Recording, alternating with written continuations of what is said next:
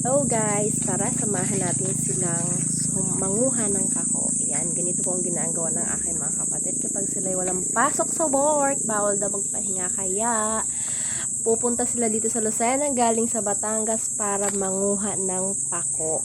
Ayan, di ba nga naman, instant money, walang puhunan kundi pipitas ka lang, yun lang po. God bless you, babush. It's a pako.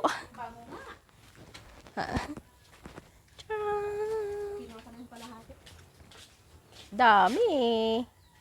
Di ba? Ang galing, oh.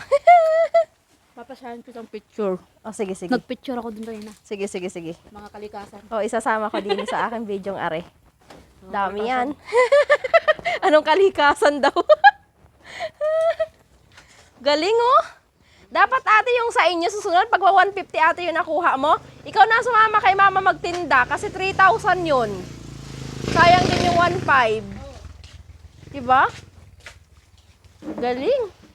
Sabi ko nga kay Joey, Oh. sa bawat isa sa atin nila doon, may tubo pa rin siyang 1.5 yan eh. Kaya nga. Oo. 150 mahigit. Totoo yun. May labong pa siya. Kaya nga. Laki magiging pera yan diyan. Totoo. Imagine mo yun lang, naka 9,000 na yan agad. Wow, sana all. Yes, be! Namimiss kita!